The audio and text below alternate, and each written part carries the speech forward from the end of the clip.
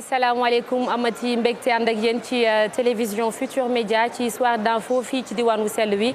di Touba Mbacké niñ koy defee fan yii yëpp télévision Futur Média jagleel leen programme bu am solo ak ay invité ngir waxtaanee lépp lu aju ci xew-xew diine bu mag boobee nga xam ne dafay dalal ay junni ay téeméer ay millions yi doomi aadama fii ci Touba tey jii ma am mbégte dalal Ibrahima Mbaye moom nag moom mooy coordonnateur UCG di unité coordination gestion des déchets solides maanaam ñi nga xamante ni ñoom la ñu jox ngir ñu seetal dëkk bi mbalit yi di ko dindi ci Louga ak Diourbel ñu ngi lay nuyu di la dalal jàmm Ibrahima Mbaye. soxna Naat maa ngi lay nuyu di kontaan ci invitation bi di wax ni itam maa ngi fi teew ci turu suñu coordonnateur national monsieur Mass Thiam. waaw Ibrahima waxtaan wi liñ koy dooree rek mooy fan yële passé coordonnateur bu UCG di Mass Thiam ñëw na fii ci Touba booy xool ñaari semaine la sax ngir waxtaan ci moyens yi ñu mobiliser ngir màggal bi moo xam ci wàllum nit ñi la moo xam ci wàllum jumtukaay loolu exactement lan la mooy li ngeen fi indi fii ci Touba diggante Touba ak Mbacké. waaw ci waajtaayu màggal gi comme ni bi mu fi ñëwee moom ànd ak suñu ministre de tutelle monsieur Abdoulaye Seydou Sow ak monsieur le ministre de l'environnement aussi avant ñuy commencer bis boobu sax dafa amoon ay dispositions préalables yu ñu jëloon sax avant màggal gi muy 1 mois avant le premier safar parce que xam nga balem Touba premier safar lay doon mais ñun 1 mois avant joxoon nañu instruction ñu jël ay matuwaay lu ci mel ni travaux yi nga xam ne dafay nekk à la périphérique de la ville de Touba et tout yooyu yëpp ñu éradiquer ko maanaam entrée et sortie de ville yi yooyu yëpp ñu def ci ay opération de mise à niveau lii aju nag ci bisu màggal bi mooy waajtaayu mbale bi c'est vrai bi mu fi ñëwee wax na ay moyens yoo xam ne nii indi woon nañ ko fi ci moyens yooyu nag comité d'organisation bi am na loo xam ne nii moom nañ ko jébbaloon lu ci mel ni matériel lourd ak petit matériel donc ci matériel lourd yi sooy xool li ci ëpp solo sax mi ngi demoon aussi ca décharge ba mooy fi nga xam ne fa la ñuy tuur mbalit ma loolu xam naa suñu kiiwee après dinaa ci ñëwaat foofu yóbbu nañ fa 3 bulldozers ak ay pelle mécanique mais ci li ñu jox à la disposition comité d'organisation bi joxoon nañ leen 2 pelles mécaniques ak 8 pelles 2 pelles mécaniques ak 8 camions benn yoo xam ne ni dañ leen ko jébbal pendant 10 jours yoo xam ne ni ñoom ci seen loxo lay nekk. ba tey loolu itam bokkul dispositif de pérennisation bi nga xam ne mi ngi woon Touba jumtukaay baal ma jumtukaay yooyu ngeen leen jox utewul la bokkul dara ak jumtukaay yi nga xam ne yéen a ko yor. ñun ñoo ko yor seen i agent ñoom ñoo ko voilà di ko liggéeyee. parce que fii bu ñu fàtte ne l'UCG est là su ma jumul depuis 2014. à Touba. Donc depuis lors UCG mi ngi fi am fi dispositif de pérennisation boo xam ne nii chaque jour ñi ngi liggéey ci wàllu mbalit muy soit collecte domiciliaire di jël mbalit mi wala mise à niveau mooy éradication des dépôts sauvages yi wala ci balayage grandes artères yi. Donc loolu aussi doon lu am solo mais ñun li nga xam ne nag ñun indiwaat nañ ko aussi en plus de dispositif bi nga xam ne jox nañ ko comité d'organisation bi ñun dañ ko gën a renforcer parce que ku wax màggal Touba wax surplus de population boo xam ne nii mi ngi fi ñëw su triplé wul sax daanaka dina quadruplé. maanaam yeneen millions ngi doomi aadama yu fi daje. yi fi ñëw bokkul ak ñi fi nekk ba noonu. bokkut ak ñi fi nekk déjà ñooñu rek li ñuy produire ci mbalit day bëri waxuma laa nag suñ demee nag ba ay yeneeni millions topp ci donc dina am une surproduction de déchets boo xam ne nii suñu amul nu ñu organiser woo rek dina ëpp loxo. mais heureusement que yokku nañ dispositif bi ba nga xam ne wax dëgg yàlla am nañ ci satisfaction ba nga xam ne daal liñ daan gis bu njëkk doo romb fenn ba gis ci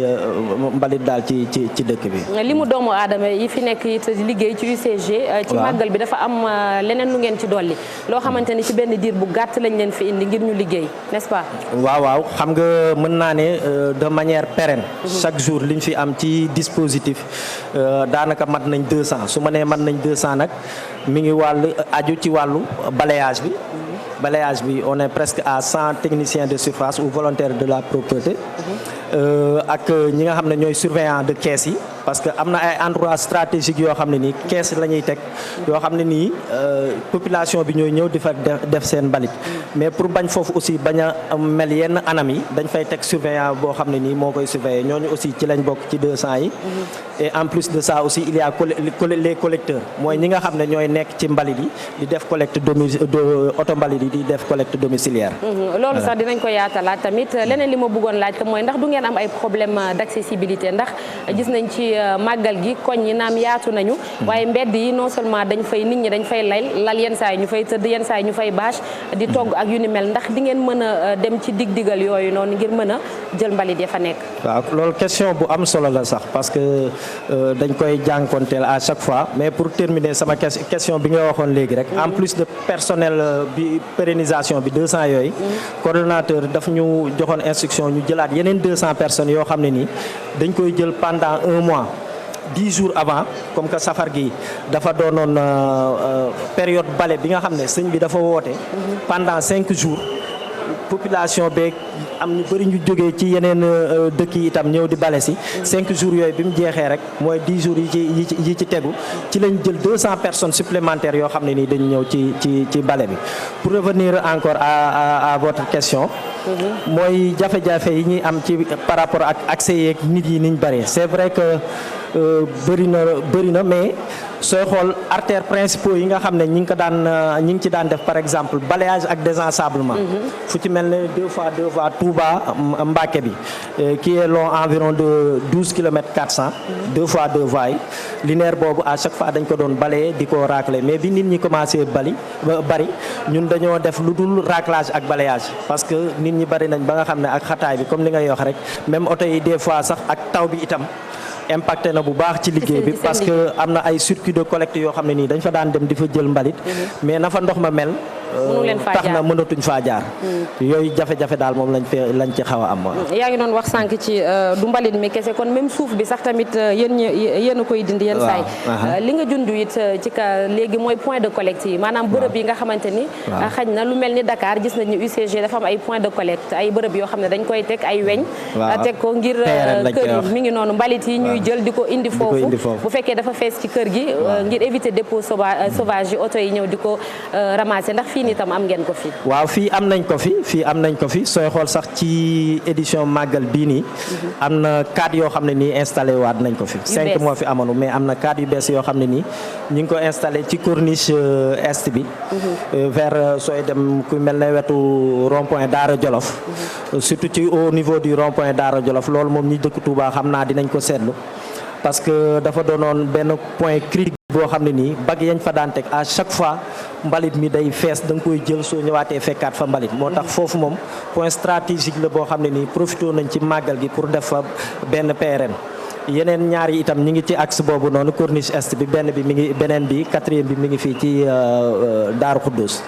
kon am na solo ñu joxe adresse yi wax askan wi fan la nekk ngir mbalit mi bu feesee ca kër ga wala ca koñ ba ñu gàddu ko yóbbu ko foofu ñoom waa UCG ci boppam ñoom ñooy ñëw jëlal ko seen bopp pour éviter leen coono. waaye tamit muy xeeñeen saa yi ndax pèlerin yi maanaam ñi fi ñëw. di ngeen leen sensibiliser aussi ci dépôt sauvage li ma wax sànq mooy rejoindre question bi léegi nii sax ngir mbalit yi ñuy bañ di ko jàll loolu tam baax na di leen ci sensibiliser di leen ci ñaax. waaw di sensibilisation bi moom daanaka moom ci lañ dëkk c'est vrai que nag ak nii mu demee nii ak affluence bi c'est vrai que lu xaw a jafe la parce que nit ñi fu nekk la ñuy jógee te nit ñi dinañ nekk ci fitna goo xam ne nii daanaka li ñuy def sax des fois duñ ko seetlu mais dama la bëgg a raconter benn anecdote bu ndaw rek boo xam ne nii itam ci sensibilisation bi la bokk loo xam ne nii dañ ko noté ci bésub xasida yi passé biñ ko organiser fii xam nga ñu ngi woon aussi ci jumaa ji doon nettoyer def fa aussi dispositif mais loolu biñ ko defee dañu seetlu benn acte citoyen boo xam ne nii taalibe yi ñu ngi ko doon def da ngay gis ay volontaires yu ñëw yor seeni saagu poubelle di romb nit ñi ñu yor seeni kaas wala seeni suuf seeni mbuus amuñu fuñ ko sànni ñu ñëw di leen ko laaj naan leen defal leen fii addiyee mbalit loolu tey loolu xam naa ne dina law incha allah si màggal gi su boobaa moom dinañu aider lu bëri par rapport à kii te itam dafa doon loo xam ne non seulement dañuy aider mais aspect sensibilisation boo xam ne nii ñi ngi koy defal ñi ñëw di ko def ñooñu aussi dinañ am prise de conscience bu am solo ci loolu parce que méthode biñ ko defee la boobu lu am solo itam donc loolu daal moom lu ñuy rafetlu la loolu dafa mel ni année passée gisoon nañ ko sax waaye lu ci mel ni bac à ordures yi it dinañ ko def ci ay diwaan yoo xam ne askan wi buñ ko rombee dina visible maanaam dinañ ko mën a gis waaw est-ce que te ngeen ko ci bërëb yoo xam ne dinañ ko mën a gis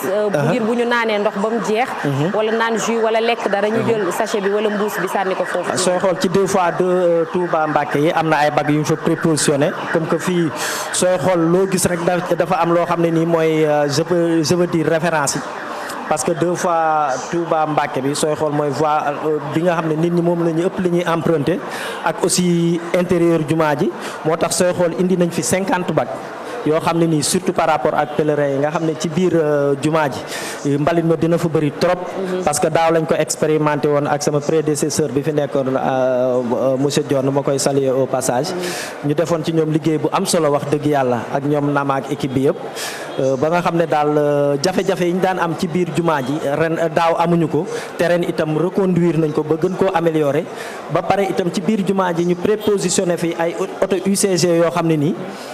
ci biir jumaa ji rek la ñuy nekk lu fees rek ñu jël kii fa doo fa gis benn taal ci biir jumaa ji ci biir jumaa ji mais n'empêche aussi alentour jumaa ji ak grandes artères yi teg nañ fa dispositif benn tasseuse yoo xam ne nii am nañ ay laissez-passer yoo xam ne nii à chaque fois dañuy dem mais pratique bi mooy xaw a jafe parce que dafay xat yoon bi ni mu xatee mooy sooy xool dañuy bàyyi ba guddi gi souvent à partir de minuit 1 heure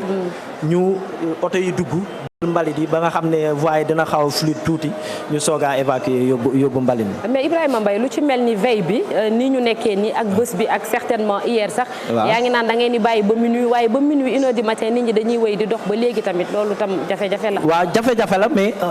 comme li nga waxee nii rek par exemple à partir de tey. suba ak gannaaw suba. moom dañuy wàññi rek li wër mais li nekk ci biir jumaa ji moom dañ koy gérer ak ma koy souligner waale parce que foofu aussi dañ fi am collaboration bu am solo ak waa Muxaddimaatul Xidma mooy kuréel bi nekk ci biir jumaa ji parce que avant màggal gi lañ toog am waxtaan ci ban dispositif ak naka la ñuy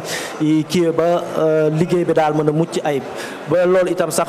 ñi ngi leen di ci booleel aussi petit matériel ak 1000 sacs poubelles yoo xam ne nii da leen di facilité ñoom seen taalibe yi nga xam ne ñooy ramasser mbalit yi ba nga xam ne daal dinañ liggéey bi mucc ayib mais lii comme ni nga ko waxee léegi rek lii wër jumaa ji daal moom ak artères principaux yi par rapport ak affluence nit ñi loolu daal mooy xaw a indi jafe-jafe mais dañ koy wàññi rek dañ koy wàññi. d'accord est-ce que am na tamit yeneen structure yoo xam ne ñoo nekk fii diggante Touba ak Mbacké ñi ngeen di lëkkalool ci seen liggéey bi surtout ngir ñu gën leen koo yombal ndax sànq yaa ngi wax ci jafe-jafe nawet bi ndox mi ni muy gàllankooree seen oto yi nga xam ne fa mu waroon a egg du fa egg yi. dëgg la waaw ci kii yi nag sooy xool Touba aussi dafa am benn spécificité. nu muy doxee mooy dëkku taalibe la. te dafa nekk dëkk boo xam ne nii je peux dire que ni du ñu ko xaar kenn ci leen même daayira yi ci wàllu set dañ cee nekk en avance. parce que sooy xool ci koñ yi ci biir Touba yëpp chaque jour dina am jour boo xam ne nii femmes ya fa nekk dinañ. dajalewu bale. en plus de ça aussi fédération yi maanaam association yi bëri na fi daayira mais ñun UCG bi ñu ñëwee dañ leen a jéem a fédéré du coup monté nañ 8 fédérations yoo xam ne nii c'est composé d'associations ak daayira yi ba nga xam ne ñun suñu amee lenn lu ñuy organiser wala liggéey bu ñuy liggéey wala suñu leen war a accompagner en petit matériel ou autre ñun ci fédération yooyu noonu la ñuy jaare parce que fédération yooyu moo ëmb yeneen association yeeg daayira yi donc loolu daal mooy collaboration bi gën a franche bi nga xam ne daal moo am nañ ko ci mais aussi ak mairie Touba loolu aussi ñuy rafetlu ànd bi ñu ànd ci liggéey bi parce que même PRN yi keroog rek bi ñuy installé ñun ñoo àndoon xool identifier sites yi yëpp ba même aussi ñoom it fu ñu am jafe-jafe suñu woowee itam ñooy ànd liggéey ko. yow lu ci mel ni Touba ca kanam tamit ñoom gis nañ ni dañuy yëngatu ci loolu am na ay benn à ordure yoo xam ne it mobiliser nañ ko. ñoom tamit ngir di ramasser ordures yi jël mbalit yi tout ça ñoom tamit ndax liggéey bi it am na xaj na foo xamante ni yéen a ciy lëkkaloo. waaw ñi ngi ci woon ci ay waxtaan sax keroog juste ci kiiwu xasida yi mais après bi màggal gi ñëwee nag xataay bi demee na noo xam ne nii voilà mujj ñu woon a am lu ñu teg ensemble mais gis nañ ñoom it seen liggéey ñu koy rafetlu bu baax mais comme niñ koy waxee rek liggéey boo gis ànd def ko moom day tax mu gën a rafet te xam naa ne incha allah suñ génnee ci màggal gi dinañ am ay jotaay pour waxtaan xool nu ñu gën a mën a àndee di liggéey. ci wàllu camion yi nga xam ne indi ngeen ko fi. pour màggal bi spécialement. dafay xañ na ko wax nga ko tam nit ñi dañ fiy bëri te liñ fiy produire ci déchet dafay bëri. ndax am ngeen xayma daaw booy xool ak ren xayma quantité de déchets bi ñuy collecté ci fii Touba ci jamonoy màggal gi. ndax am ngeen xayma daaw moom xayma yi yoruma chiffres yi en tête mais yi ñu mujjee génnee nii. sooy xool am nañ plus de 50 000 tonnes yoo xam ne nii. génnee nañ ko parce que non ci ren gi par rapport ak mbale mi ba kii bi parce que sooy xool. ci atum 2021 bi. ci atum 2021 bi parce que sooy xool mbale mi li ci am solo mooy 5 jours yi nga xam ne sëñ bi da koy woote pour ñu bale ko. décharge ba bi bu baax ya bi dafay ñëw ci ay véhicules sooy xool ëpp na 500 véhicules par jour te ku ci nekk di nga def. plusieurs rotations. ñaata ay rotation yu bëri maanaam dem ak dikk bi dem jëliwaat tuuriwaat donc yu bokkut ak ñun suñuy oto ñun ba tey. bokkul ba tey seen i ak suñuy bokkul ba tey ak ñun suñuy oto donc loolu soo moo tax sax ci loolu itam ma ñëwaat defaale benn précision ci ren amélioration si je peux dire bi ñu indi foofu ci décharge bi parce que sooy xool bu njëkk benn entrée rek lañ daan am benn voie d'accès mais comme que biñ ñëwee gis nañ ne daaw ak at yi passé yëpp loolu jafe-jafe la woon moo tax mooy comme ni ma la koy waxoon rek un mois avant màggal gi ci lañ demoon ak chef de village yu Baqiya bi ak waa mairie bi ñu dem identifier les différents travaux yoo xam ne nii war nañ ko fu mën a amal ba am plusieurs plateformes biñ ko defee nag ba identifier ko ci lañ aménager 3 plateformes yoo xam ne nii wax dëgg yàlla ren liggéey nañ ba pare te amul benn embouteillage amul benn jafe-jafe wala benn débordement wala benn surplus de mbalit boo xam ne nii noté nañ ko ca décharge ba après 5 jours yi soo xoolee 5 jours yi bi mu jeexee rek le lendemain décharge bi nekkaat na à niveau donc loolu dafa doon loo xam ne nii itam lu amoon solo la ñu ciy remercier waale aussi accompagnement gendarmerie parce que xam nga ni loolu su amee à chaque fois 500 véhicules yoo xam ne nii fu nekk la ñuy jógee chauffeur yu nekk nga ciy gis donc su amul yenn organisation ak yenn moyen de dissuasion yi rek ku nekk fu nu la neex ngay tuure. ci naka la leen gendarmerie di jàppale. gendarme yi dañu octroyer 20 éléments yoo xam ne nii. ci chaque plateforme dañ leen fa prépositionné. d'accord ba pare aussi ci volet social bi itam sax bi ñu waxtaanee ak chef de village bi ñi dëkk ci village bi mooy jeunes yi dëkk foofu. ñu jël leen ñoom it aussi. comme ay journaliers di leen fay pour ñoom it ñu faciliter di waxtaan ak chauffeurs yi di leen guider ak gendarme yi mais des fois aussi nga gis ci quelques récalcitrants yoo xam ne nii suñu kiiwee rek suñ demee ñun ba bëgg ñoo jaaxal rek su boobaa ñun dañuy woo gendarme yi ñu ñëw mettre leen à l'ordre en fait loolu daal mooy dispositif bi nga xam ne defoon nañ ko te wax dëgg yàlla moom tax na affaire yi jaar yoon. yaa ngi junj sànq décharge Baxiya muy mbalit bi bu ngeen ko jëlee fii yëpp foofu ngeen koy foofu lañ koy foofu kese la benn diwaan boobu rek la. waaw boobu rek mooy décharge autorisée bi. pour l'instant à Touba. ndax jamono ji yéen a ngi xalaat xaj na ci ut beneen wala. waaw actuellement nag bon am na benn projet bu ñu fi déroulé PGDC mais mi ngi en phase de finalisation boo xam ne ni centre intégré de valorisation des déchets la mi ngi nekk fële ci cadre Ballo ji boobu moom su paree moom lépp luy mbalit waxatuma la ay an rek dem tuuri mais tri sélectif bi sax da ciy am. parce que day amaale ci biir un centre de tri ak un centre d'enfouissement technique.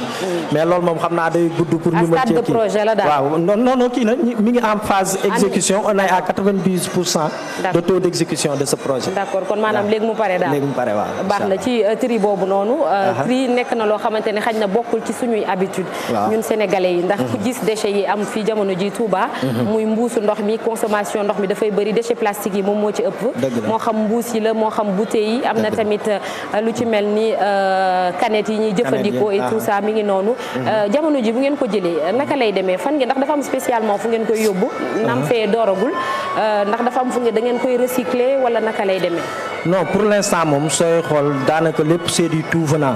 parce que projet bële nee ma la doon wax léegi muy PGDC. boobu su fekkoon ne commencé woon nañ koo dérouler opération dinañ am nuñ ko mën a defee mais n'empêche tri boobu soo demee ca décharge ba di nga fa gis ay ñu naan buujumaan yoo xam ne nii ña fa di ko récupérer di ci daan seen doole wax dëgg yàlla mais en plus de ça aussi comme que dugg nga ci domaine tri bi UCG ak JJJ aussi am na benn projet pilote boo xam ne nii dañ ko fiy dérouler fii ci Daaru Minam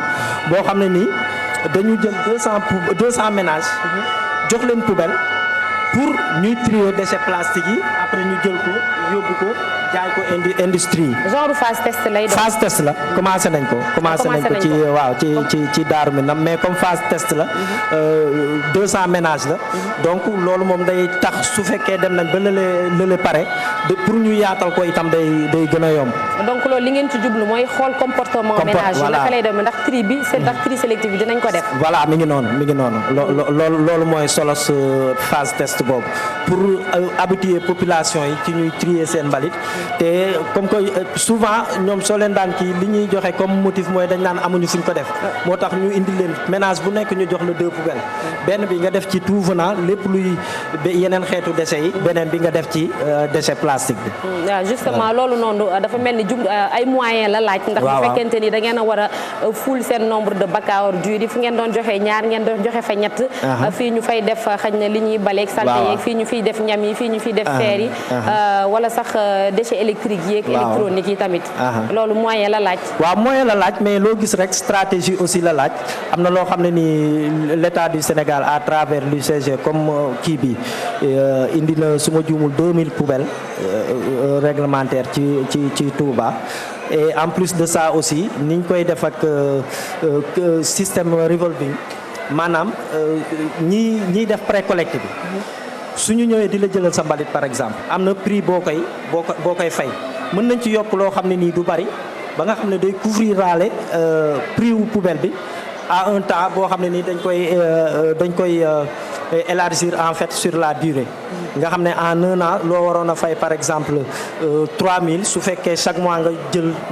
100 francs wala 200 mën nga koo fay te doo ko yëg su boobaa itam mën nañ def octroi bi de cette manière là aussi. d'accord Ibrahima yaa ngi naan UCG mi ngi ci diggante Touba ak Mbacké depuis 2014. c'est ça donc booy xool juróom-ñaari at la def diggante boobu ak léegi seen liggéey naka la évoluer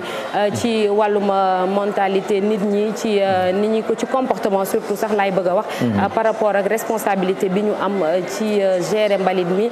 jéem a fexe ba jàppale leen ci liggéey bi yombalal leen ko. waaw c'est vrai que ni bi ñuy ñëw nag la gënoon a metti. bi ñuy ñëw la gënoon a metti parce que c'est vrai que ni population bi habitué wuñu woon ci genre type de sensibilisation yeeg yooyu mais gis nañ ne daal ñi ngi ci commencé habitué wu parce que da ngay gis ñoo xam ne ni dañuy ñëw sax di laaj fu ñu def seen mbalit wala di ñëw di laaj petit matériel wala di laaj yenn accompagnement yi pour gën a setal seen gox ça veut dire que ni ñoom am nañ benn conscience ku leen accompagner rek xëy na ñoom la ñuy xaar pour set bi gën a law mais c'est vrai que ni aussi ñun on a je peux dire un problème culturel avec la gestion des déchets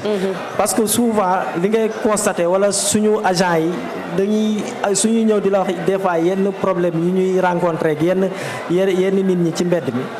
da ngay gis ku ñëw par exemple sàcc ci mbedd mu ñëw ne ko sëñ bi lii de soo ko foroon def ko ci poubelle bee dina kii mais di nga gis ñoo xam ne nii dinañ la comprendre mais des fois nga gis ñoo xam ne nii dañ naan la lii moo tax ñu leen di fay lii suñ ko deful voilà lii yéen seen liggéey la ça veut dire que sensibilisation bi côté boobu des na daal waaw ñu jàppale ñu ci bu baax daal am comportement éco-citoyen boo xam ne nii daal parce que loolu non seulement su ko nit ñëpp amoon waxuma la économie bi muy am parce que moyen ya ñuy def pour jël loolu nga xam ne. xaj na feneen voilà moom laa bëgg a wax. xaj na feneen daal. d'accord exactement jërëjëf Ibrahima Mbaye. jërëjëf merci beaucoup sant la gërëm la ci wuyu si bi di fàttali rek yow yaay coordonnateur unité coordination de gestion des déchets du UCG pôle bu Louga ak Diourbel ñu doon waxtaanee ci dispositif bi UCG amal diggante Touba ak Mbacké ci màggal gi ay fan laata ak bés bi ak fan yi ci topp sax sant ko gërëm ko bu baax a baax ci kanam tuuti di ngeen ànd ak Faty Dieng ci xibaar yi ci wolof. Faty maa ngi lay nuyu di la ziar.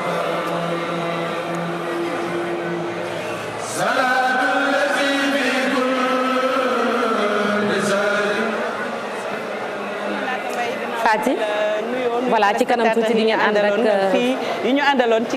sànq ba léegi ak soir d'info ñu leen di jaajëfal une page de pub et puis ñu dellu siwaat léegi.